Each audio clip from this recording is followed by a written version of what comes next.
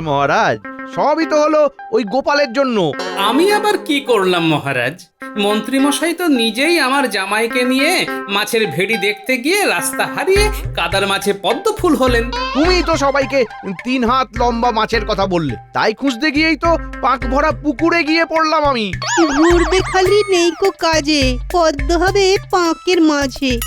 আচ্ছা আচ্ছা আচ্ছা, পুরনো কাসুন্দি ঘেটে লাভ নেই।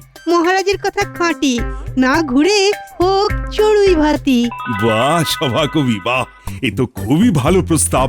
কিন্তু আগে গোপালকে বলতে হবে, এমন ঝঞ্ঝাটে যেন আমায় আর না পড়তে হয়। আচ্ছা মন্ত্রীমশাই, আমি আর আপনাকে কোনো মাছের ভেড়ির গল্প করব না, যাতে আপনার মনের ভিতরের বিড়াল ছানাটা লাফিয়ে সেই মাছের কাছে চলে যায়। দেখেছেন মহারাজ, দেখেছেন গোপাল আবার।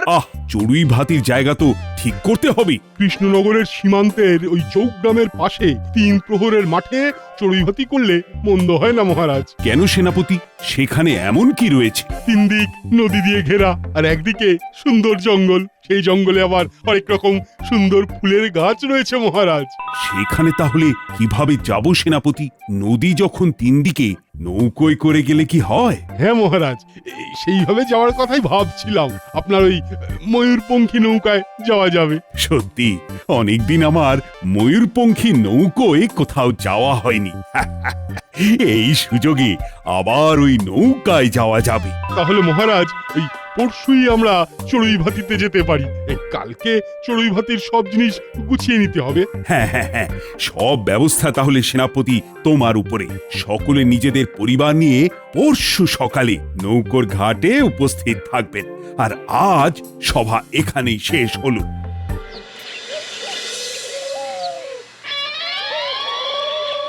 শোনো গিন্নি, শোনো, পরশুদিন মহারাজ সকলকে চড়ুই ভাতির নিমন্ত্রণ করেছেন। আজকেই কিন্তু সব দরকারি জিনিসপত্র গুছিয়ে রাখবে। হ্যাঁ সত্যি কতদিন কোথাও যাওয়া হয় না, জিনিস তো গুছিয়ে নেব, কিন্তু আবার কিন্তুর কি হলো? আমার নতুন শাড়ি আর গয়না কিনে দিতে হবে। আগেরগুলো সবাই দেখেছে, তাই আমার নতুন শাড়ি আর গয়না চাই। এই আর এক ঝামেলা। আচ্ছা, কিনে দেবো। গোপালের পরিবারও তো যাবে সেখানে। তুমি কিন্তু এবারে ওই জামাইটার পাল্লায় পড়ে এদিক ওদিক হারিয়ে যেও না। হ্যাঁ রে বাবা, হ্যাঁ, কোথাও হারাবো না।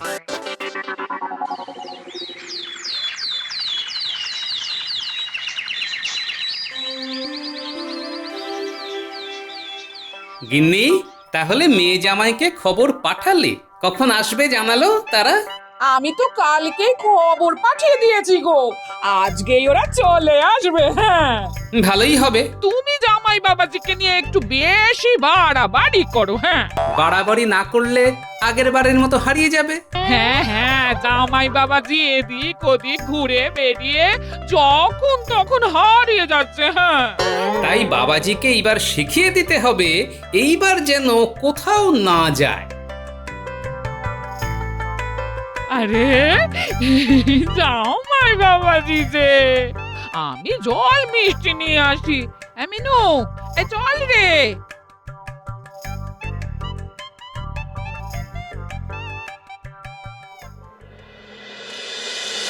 বাবাজি, আসতে কোনো অসুবিধে হয়নি তো? না না, আপনার খবর পেয়ে চলে এসেছি। অনেকদিন আসা হয়নি তো, তাই সুযোগ পেয়ে চলে এলাম। তা তো আসবেই।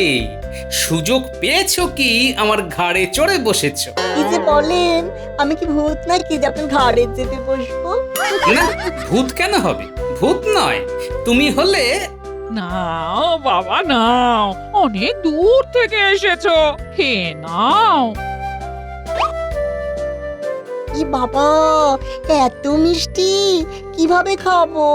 কিভাবে আবার? মুখ দিয়ে খাও। নাও, শুরু করো। আহা, তুমি আবার। আচ্ছা, চড়ুইভাতিতে আমরা কোথায় যাব? সে না হয় গেলেই জানতে পারবে। বলি আর হারিয়ে যাওয়ার জোগাড় হোক। না বললে কিন্তু আমি যাব না। দেখেছেন মা, আমরা জিউ গ্রামের 3 প্রহরের মাঠে যাব বাবা। হ্যাঁ। ও বাবা, 3 প্রহরের মাঠের পাশে জঙ্গলে খুব সুন্দর ফুলের গাছ আছে, যার কোথাও পাওয়া যায় না। বাহ, তুমি তো জঙ্গলের সম্পর্কে অনেক কিছুই জানো।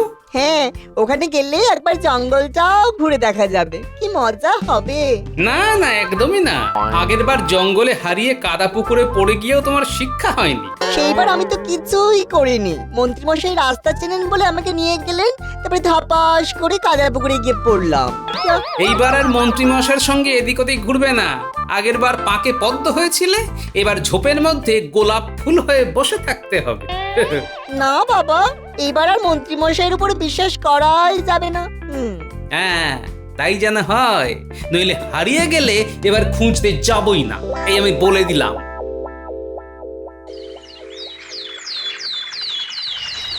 মহারাজ, তাহলে আমরা যাত্রা শুরু করি।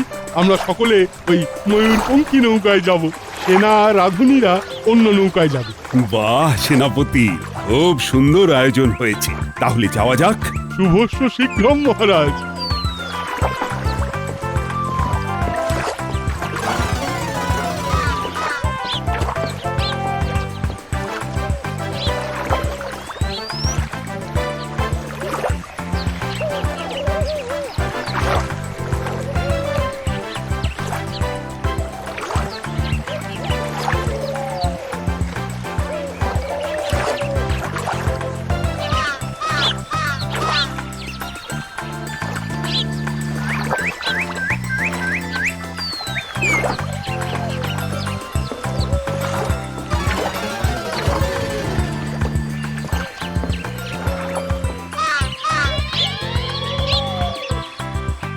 এই তাহলে সেই 3 প্রহরের মাঠ।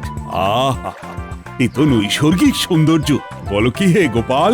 3 দিকে নদীর কলতান, জঙ্গলে পাখির কাকলি, খুব সুন্দর পরিবেশ মহারাজ। চলুন মহারাজ, এইদিকে আসুন। রানীমা আসুন, সবাই এইদিকে আসুন।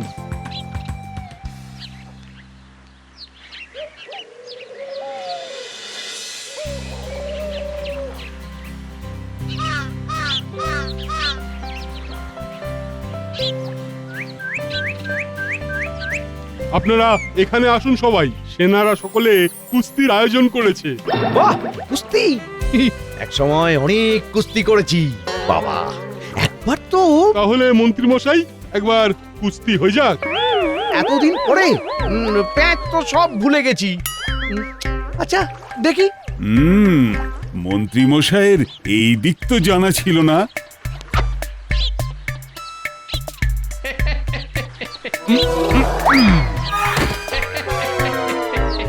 ঠিক আছেন তো মন্ত্রীমশাই?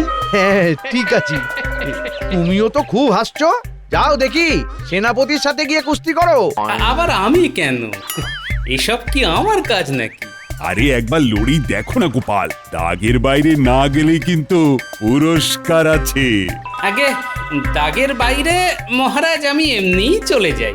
আমার কোমরটা আমি ভাঙতে চাই না মহারাজ। গোপাল, ভয় পেও না, এসো এসো। আপনারা জোর করছেন যখন, তখন যাই।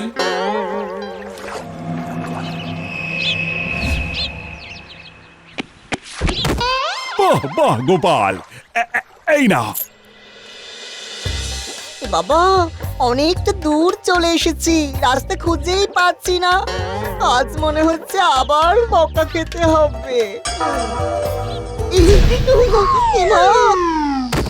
গর্ত দিয়ে একেবারে গড়িয়ে গিয়েছিলাম, কোথায় এসে পড়লাম? আবার বকা খেতে হবে। কিসের আওয়াজ শোনা গেল? পিছনে সব বস্তাগুলো ডাই করে রাখা ছিল, ওগুলোই পড়েছে। বুঝলে সর্দার, একটা বড় কিছু না করলে হচ্ছে না, বেশ বড় ডাকাতি করতে হবে। হ্যাঁ, ওই ছোটখাটো ওই চুরিতে কিচ্ছু হবে না। এখন কিন্তু সম্মানের ব্যাপার, অনেক দিন কিছু বড় করা হয়নি। দুদিন আগেই তো ডাকাতি করলি। ওই সর্দার, সেদিন তো গোলদিঘির পাশে এই 3 জনের কাছ থেকে জিনিসপত্র কেড়ে নিলাম। সে কি ডাকাতি নাকি? হ্যাঁ, ওসব ছিচকে চোরের কাজ। তাও ভেবেছিলাম ওই গ্রাম থেকে কিছু সোনা দানা পাওয়া যাবে, তা না, গ্রামের বাচ্চাগুলোর কাছে। হ্যাঁ, গ্রামের বাচ্চাগুলো ভূত সেজে এমন ভয়ে দেখালো, আর তাতেই তো তুমি কুপকাত। এইসব কথা বাইরে গেলে ডাকাতের নাম তো বদনাম হয়ে যাবে। হ্যাঁ, লোকে কি বলবে? কি আর বলবে? বলবে নিশি ডাকাতের আর বোধহয় ডাকাতির সাহস কুলোয় না। বাবারে, নিশি ডাকাত, এর নামে তো বাঘে গরুতে এক ঘাটে জল খায়। নিশি ডাকাতের ডেরা এসে পড়েছি, আমাকে রক্ষে করো, কে কোথায় আছো? তাই বলে বাচ্চাদের ভয়? বাচ্চা না, ভূতের ভয়।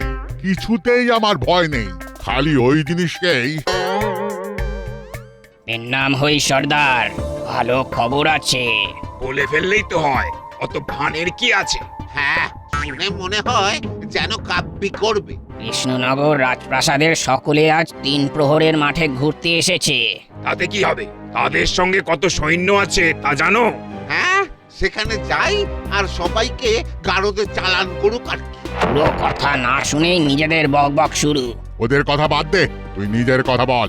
এই সুযোগে আমরা যদি কৃষ্ণনগরের প্রাসাদ লুট করি তবে বেশিরভাগ সেনা রাজার সাথে আছে। আমরা একটু চেষ্টা করলেই সব আমাদের। এ তো আরো ভালো খবর। এবারে প্রাণটাই যাবে। ভালোই ব্যবস্থা করেছিস সর্দার, কি বলে দেখো। ঠিকই তো বলেছে, প্রাসাদে সেনা কম, এই সুযোগ রাজকোষ একেবারে খালি করে দেব। কিন্তু রাজার সেনারা? আমি হলাম নিশি ডাকাত। আমাকে কেউ ধরতে পারেনি, আর কখনো ধরতে পারবে না। এই তোরা তৈরি হয়ে নে, সবাইকে খবর দে। সর্দার, আরো একবার ভেবে দেখো। এই তো বড় কিছু করার কথা বলছিনি। চল চল, এবার কৃষ্ণনগরের বড় রাজকোষটা লুট করে নিয়ে আসি। নিশি ডাকাতের জয়, নিশি ডাকাতের জয়। মহারাজকে গিয়ে এই কথা জানাতে হবে।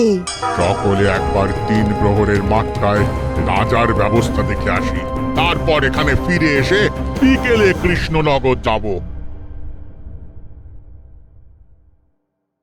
এই সুযোগ এক দৌড়ে পালাতে হবে। ওই তো জলের শব্দ শোনা যাচ্ছে, এই দিক দিয়ে যাই, নদীর পাড় ধরে ঠিক মাঠে পৌঁছে যাব।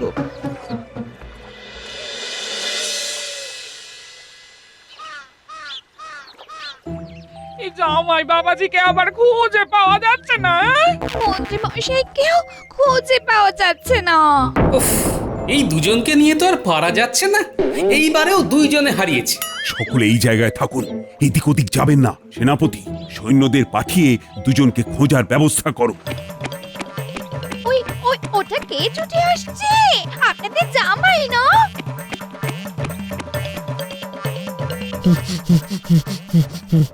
এ কি হাঁপাচ্ছ কেন? আর মন্ত্রী মশাই কই? মন্ত্রী মশাই, তিনি তো আমার সঙ্গে ছিলেন না। তুমি আমায় ছেড়ে কোথায় চলে গেলে গো? বাবাজি, তুমি ছুটতে ছুটতে আসলে কোথা থেকে আগে বলো তো? নিশি ডাকাতের ডেরা থেকে। তারা এইদিকে আসছে, তারপরে তাদের ডেরায় ফিরবে আর বিকেলে কৃষ্ণনগরের প্রাসাদে হামলা করবে। হ্যাঁ, নিশি ডাকাত? বাপরে বাপ, সে তো সাংঘাতিক লোক। শুনেছি সে জোরে ডাক দিলে নাকি ওই মানুষের হাত পা সব পাথর হয়ে যায়, আর সেখান থেকে নাকি কেউ পালাতে পারে না। সেনাপতি, আর আমায় ভয় দেখিও না। রাজপ্রাসাদ বাঁচানোর মতো সেনা তো সেখানে নেই, কি করে রাজকোষ রক্ষা করা যাবে মহারাজ? শুধু রাজকোষ নয়, কৃষ্ণনগরের প্রজাদেরও শিরে সংক্রান্ত। এবার কি করা যায়? এই কাজের সময় মন্ত্রী আবার কোথায় গেল? বাহ বাহ বাহ বাহ বাহ, এই ফুলগুলো দেখে আজ গিন্নি খুব খুশি হবে। এখানেই এত রকমের ফুল আছে, জঙ্গলের ভিতর না জানি আরো কত কি আছে।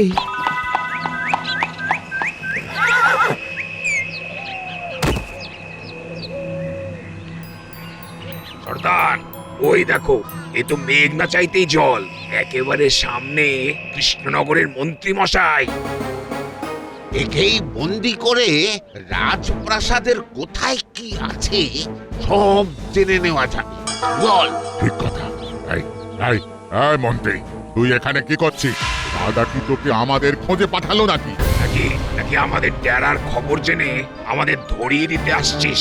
নাকি আমাদের লুট করা ওই সোনা দানা নিয়ে কেটে পড়ার মতলব আছে?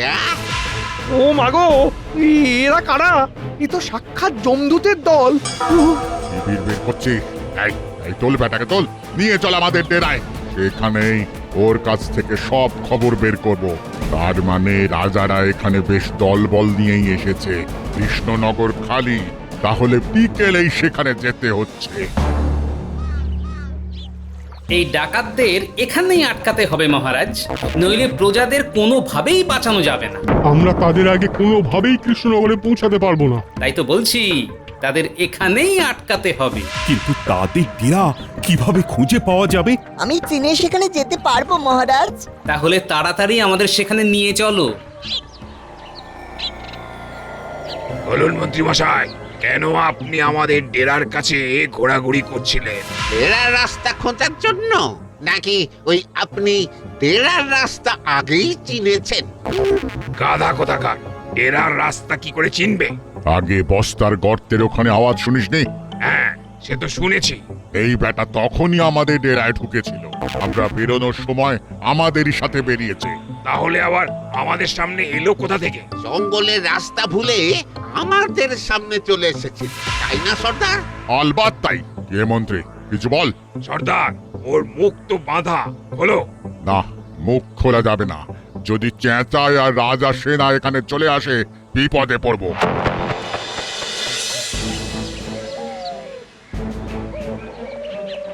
মহারাজ, মনে হয় সবাই ভেতরেই আছে। আমি ওই গুহার দরজায় কান দিয়ে চেষ্টা করি কিছু শুনতে পাই কিনা। চলুন, তবে সাবধান, সবাই এই ঝোপের পাশেই থাকবেন।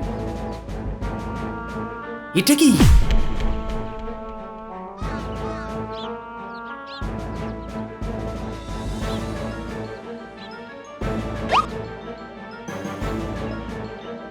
মন্ত্রীমশাই এখানেই আছেন, ভেতরে তার কান্নার আওয়াজ। তিনি কি করে আটক হলেন? ডাকাতরা তাকে কেনই বা আটকালো? এবার তাহলে এক ঢিলে দুই পাখি মারতে হবে। মানে? মন্ত্রীমশাইকে বাঁচাতে হবে, ডাকাতদেরও ধরতে হবে। প্রায় বিকেল, চলো গোপাল, লুকিয়ে পড়ি। চলুন, আমরা ওই গাছের পেছনে লুকোই।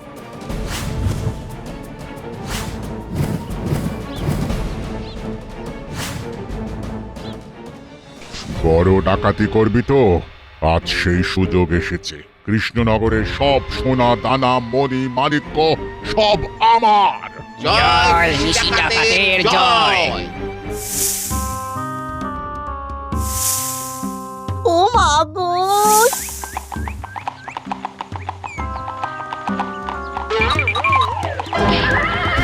সেনারা, ডাকাতদের ঘিরে ফেলো।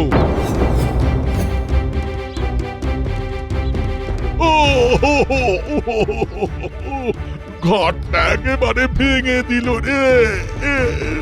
কৃষ্ণনগরের রাজকোষ দেখবো ভেবেছিলাম। এখন কৃষ্ণনগরের গারদের দেওয়াল দেখতে হবে।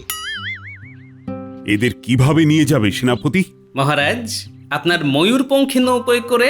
মন্ত্রী, তুমি ডাকাতদের খপ্পরে কিভাবে পড়লে বলো তো? মহারাজ, গিন্নির জন্য মানে আপনাদের জন্য ভালো ফুল আনতে জঙ্গলে গিয়েছিলাম মহারাজ, আর সেখানেই ফুলের খোঁজে গিয়ে শুধু শুধু এই মৌমাছির কামড় খেতে হলো। সর্দার, ওটা কি দেখা যাচ্ছে? হে বাবা রে, কতগুলো চোখ আগুনের মতো জ্বলছে। জেলখানায় আবার রাজা ভূত রেখে শায়েস্তা করছে নাকি? কি ভূত? কোথায় কোথায়?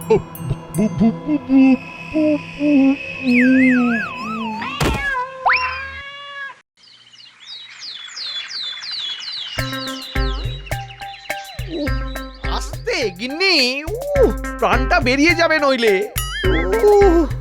আচ্ছা আচ্ছা আচ্ছা, ঠিক আছে, খুব লেগেছে না? আর বলতে, ওই গোপালের জামাইটা কোথা থেকে ঘাড়ে এসে পড়লো, ওর থেকে আমি 10 না 200 হাত দূরে থাকবো। হ্যাঁ, কিন্তু কিন্তু ওর জন্যই তো তুমি ডাকাতদের হাত থেকে ছাড়া পেলে বলো। সে অবশ্য ঠিক, সে অবশ্য ঠিক। গিন্নি, তোমার জন্য না একটা জিনিস আছে। আমার আমার পাগড়িটা নিয়ে এসে দেখো।